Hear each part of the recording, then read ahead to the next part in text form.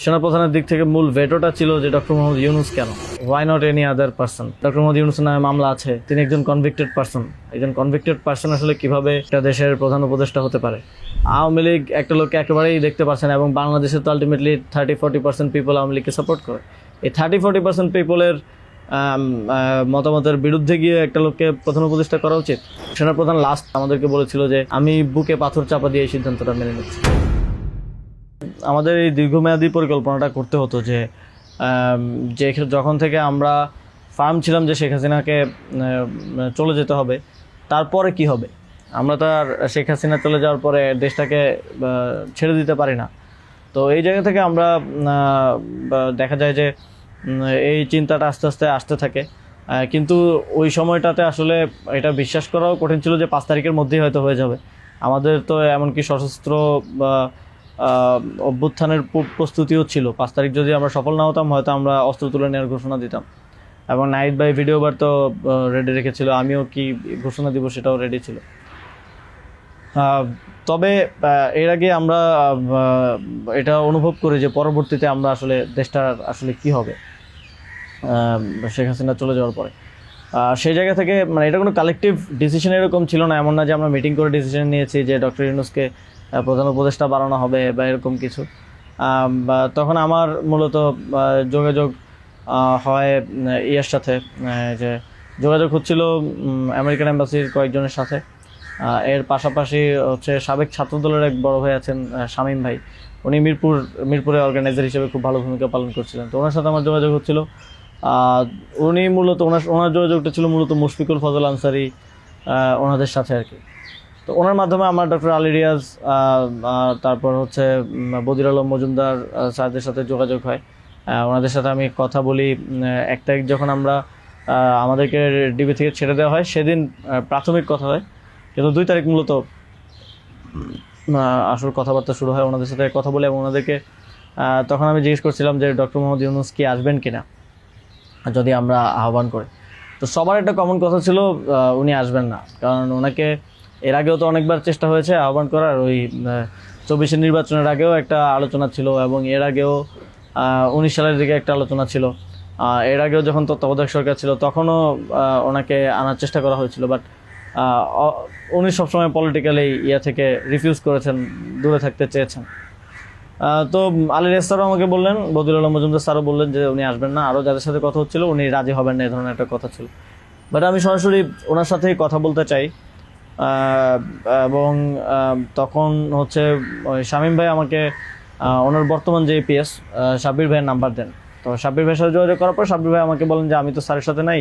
তো স্যারের সাথে মঈন চৌধুরী নামের একজন তখন স্যারের প্রাইভেট সেক্রেটারি হিসেবে কাজ করছিলেন। তো সাব্বির ভাই আমাকে মঈন চৌধুরীর নাম্বার দেন। মঈন চৌধুরীর সাথে আমি যোগাযোগ করি 2 তারিখ কি 3 তারিখ হবে, এবং ওনার সাথে আমার কথা হয়। এবং উনি তখন বলছিলেন যে স্যারের একটা ছোটো সার্জারি আছে। স্যার তখন ফ্রান্সে ছিলেন। তো সার্জারি আছে, এবং পরবর্তীতে আমি ওনাকে মেসেজগুলো ক্লিয়ার করার চেষ্টা করি যে আমরা চাচ্ছি এমনটা। তো উনি স্যারের সাথে কথা বলেন। স্যার আমাদেরকে পরে একটা মেসেজ পাঠান যে তোমরা যেটা করতেছো আমি তোমাদের সাথে আছি আর কি।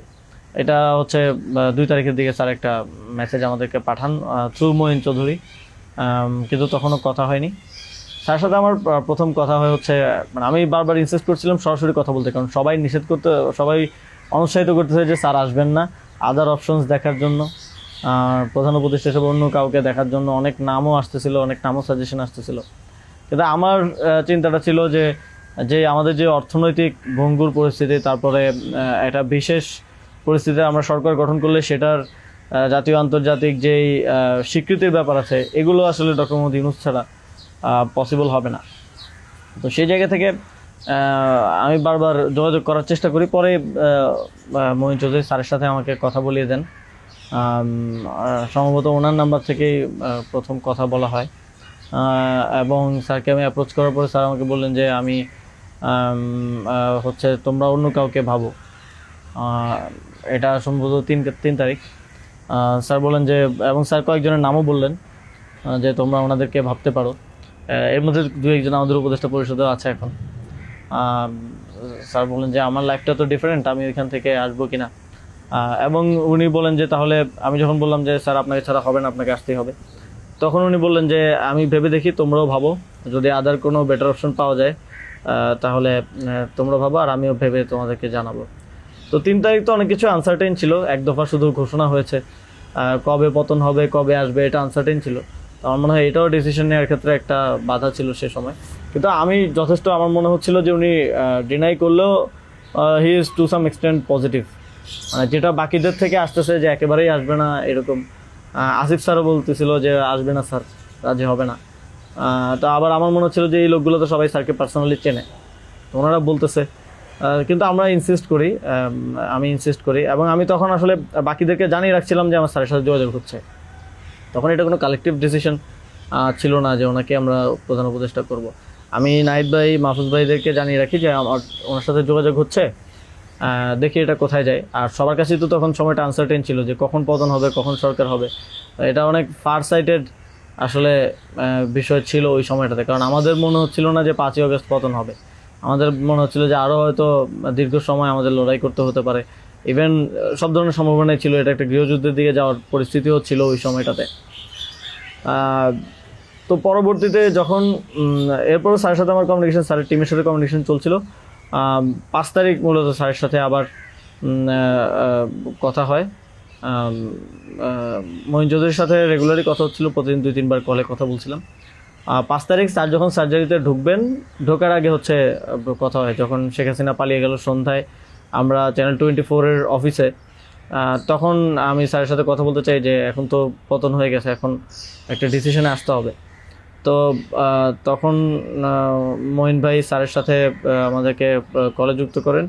তো চ্যানেল 24 অফিসেই নাহিদ ভাই আর আমি আমার ফোন থেকে লাউডস্পিকারে স্যারের সাথে কথা বলি।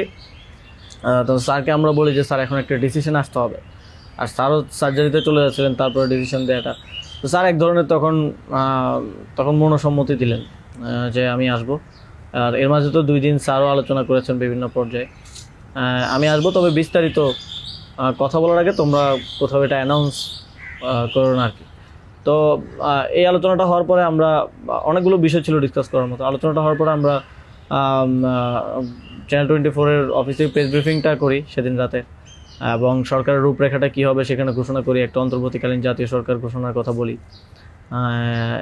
এছাড়াও আরও রূপরেখাগুলো বলি যে রাজনৈতিক অংশগ্রহণ, তারপর সিভিল সোসাইটি, তারপরে অভ্যুত্থানের নেতৃত্বের অংশগ্রহণ, এই পলিসিগুলো আমরা সেখানে ঘোষণা করি। স্যারের নামটা ঘোষণা করা হয়নি। সেদিন রাতে স্যারের সাথে আবার চূড়ান্ত কথা হয়, রাতের আনুমানিক 12:30 থেকে 2টা-2:30 পর্যন্ত প্রায় 2 ঘন্টা স্যারের সাথে নাহিদ ভাই আর আমার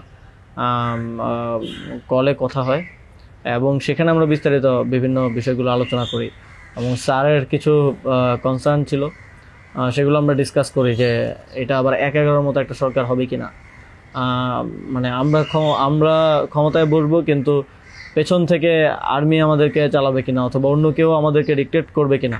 স্যারের কনসার্ন ছিল এটা। স্যারের কনসার্ন ছিল যে আমি আসলে আমাকেই স্বাধীনতাটা দিতে হবে, আমি আসলে এটা আর্মি রান করবে কিংবা পেছন থেকে কেউ রান করবে, এটা হলে আমি আসবো না।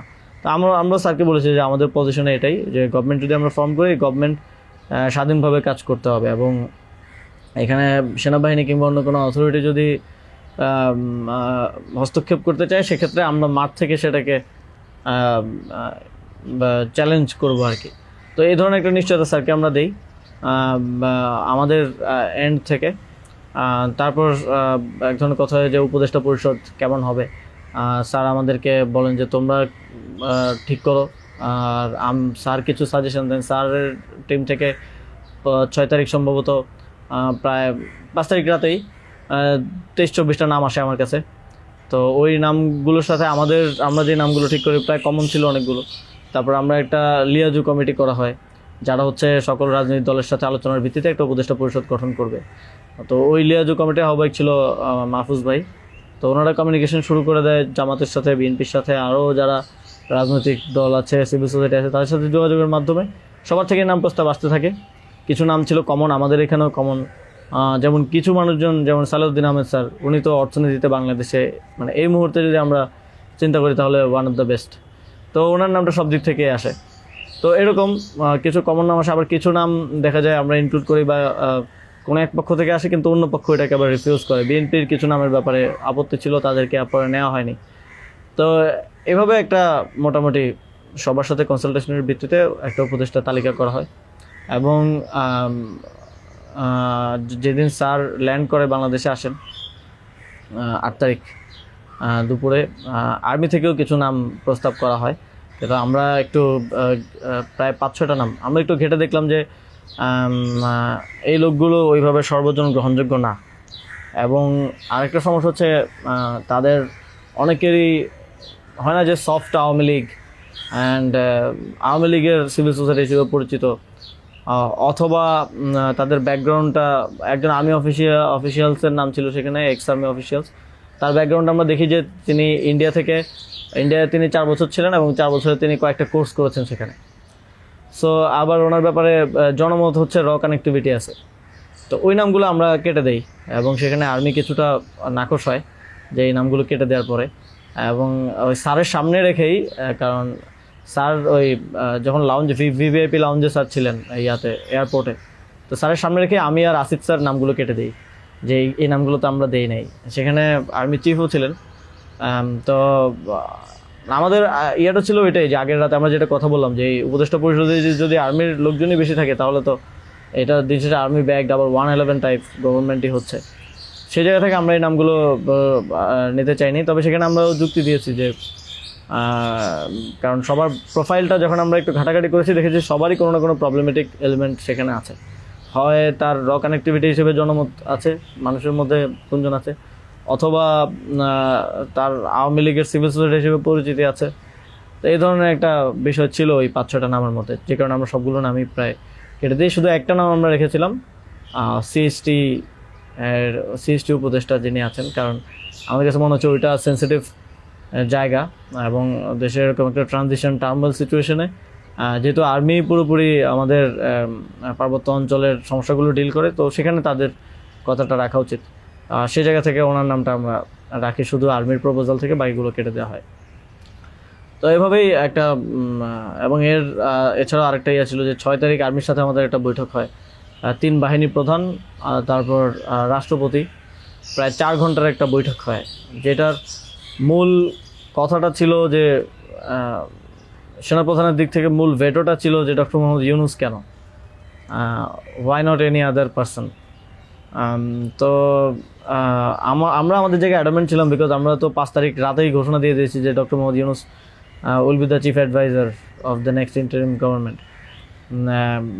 এবং সেটা এক ধরনের বৈপ্লবিক কায়দায় আমরা ভিডিও বার্তা দিয়ে ঘোষণা দিয়ে দিয়েছি, আমরা কোনো নিয়মের কিংবা সংবিধানের তোয়াক্কা সে সময়টাই করে নেই। কিন্তু উনি বারবার বলার চেষ্টা করছিলেন যে ডক্টর মোহাম্মদ ইউনূসের নামে মামলা আছে, তিনি একজন কনভিক্টেড পারসন। একজন কনভিক্টেড পারসন আসলে কীভাবে হতে পারে, একটা দেশের প্রধান উপদেষ্টা হতে পারে।